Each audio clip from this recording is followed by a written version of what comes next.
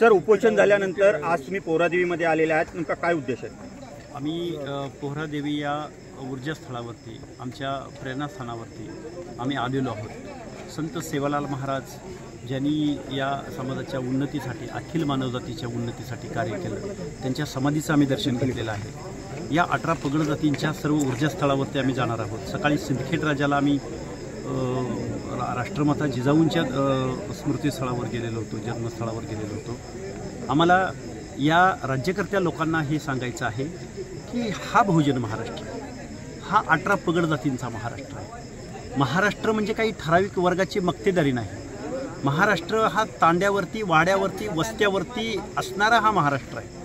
बलुतेदार, अलुतेदार, भटक्या विमुक्त जाती जमातींचा महाराष्ट्र आहे। अर्ध्याहून जास्त लोकसंख्येचा महाराष्ट्र आहे आणि या महाराष्ट्रामधल्या या अर्ध्याहून जास्त लोकसंख्येचा जो संविधानिक अधिकार आहे, हक्क आहे, ती लोक आजही शारीरिक श्रमाचं काम करतायत। आमच्या महिला आजही रानूमाळ हिंडतात, काम करतात।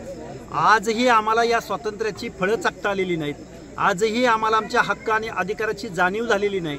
आजही आम्ही काबाड कष्ट करत आहोत आणि या सगळ्या लोकांना निर्णय प्रक्रियेमध्ये घेण्यासाठी, त्यांना सिव्हिलायझेशनमध्ये घेण्यासाठी, नागरीकरणामध्ये घेण्यासाठी, शिक्षणामध्ये घेण्यासाठी महामानव डॉक्टर बाबासाहेब आंबेडकरांनी आम्हाला ओबीसींचं 27% आरक्षण दिलं।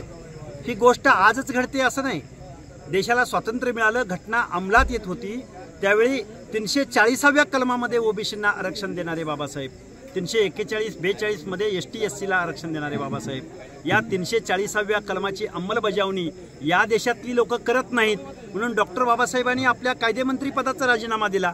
माझ्या या ज्ञाती समाज बांधवांना, 18 पगड जातीच्या लोकांना, सर्व संत महंतांना, सगळ्या लोकांना आमची कळकळीची विनंती आहे, आपल्या पुढच्या पिढ्यांना जर आपल्याला काही आपले हक्क अधिकार अबाधित ठेवायचे असतील तर तुम्ही या लढ्यामध्ये उतरलं पाहिजे। आपल्या दैवतांचा आपण आशीर्वाद घेतला पाहिजे। आपला इतिहास मोठा आहे, आपली परंपरा मोठी आहे। पोहरादेवीमध्ये आल्यानंतर पोहरादेवीमधला हा मेसेज फक्त महाराष्ट्रापुरता राहत नाही, हा संपूर्ण भारत देशामध्ये जातो।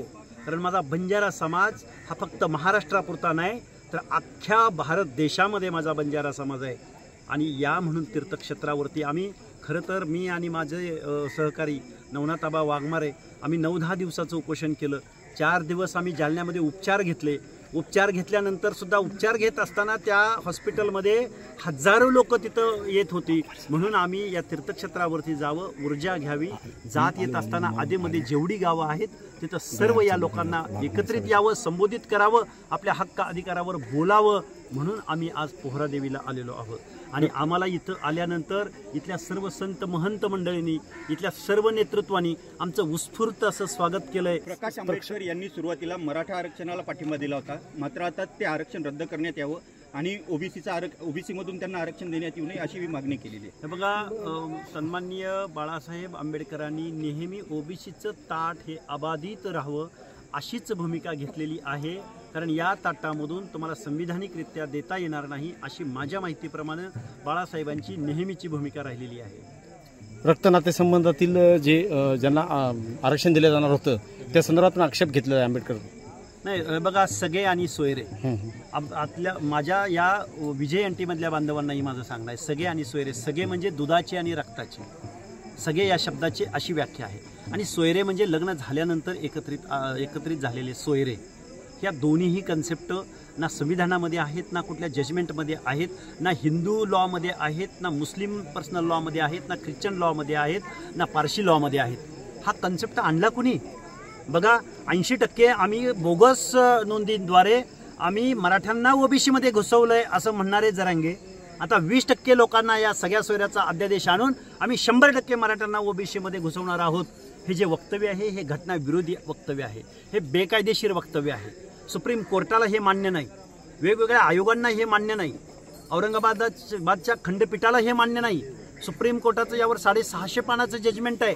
तेव्हा आमच्या 18 पगड जातीचं, ओबीसींचं, विजय एनटीचं हे आरक्षण, या आरक्षणामध्ये जर मराठा समाज घुसला तर आमचा हा बंजारा, आमचा हा वंजारी, आमचा हा धनगर, माळी, साळी, कोळी, गावगाड्यातला बलुता, अलुता, भटक्या विमुक्त जाती जमाती, अ प्रवर्गातली माणसं, ब प्रवर्गातली माणसं, क प्रवर्गातली माणसं, ड प्रवर्गातली माणसं, अरे प्रत्येकाची एक वेगळी स्पेसिफिक आयडेंटिटी आहे। प्रत्येकाचं एक नेचर आहे, प्रत्येकाची एक कल्चर आहे, प्रत्येकाची एक संस्कृती आहे, देवदेवा काय, धर्म आहे, लग्न पद्धती आहेत. दोघांपैकी खरं कोण बोलतंय, खोटं कोण बोलतंय हे आमच्या 18 पगड जातींना आम्हाला आश्वस्त करावं. मायबाप, मुख्यमंत्री तुम्ही फक्त एका जातीचे मुख्यमंत्री नाही तर या 12 करोड जनतेचे मुख्यमंत्री आहे. आणि पोहरा देवीचा आम्ही आज इथं संत सेवालालांचा आशीर्वाद घ्यायला आलोय, माझ्या बंजारा समाजाशी संवाद साधायला आलोय. बंजारा समाजाला एक विनंती आहे, धनगर असेल, बंजारा असेल, भटके विमुक्त जाती जमातीमधल्या लोकांना या महाराष्ट्रातल्या लोकांनी असं बिंबवलंय, अरे तुम्ही एनटी मध्ये आहात, तुम्ही भटके आहात, तुम्ही कुठे ओबीसी मध्ये आहात. या सगळ्या माझ्या बंजारा बांधवांना, संत महंतांना, नेत्यांना माझी विनंती आहे की आपलं जे विजय एनटीचं आरक्षण आहे ते 27% या. एबीपी माझा, उघडा डोळे बघा नीट.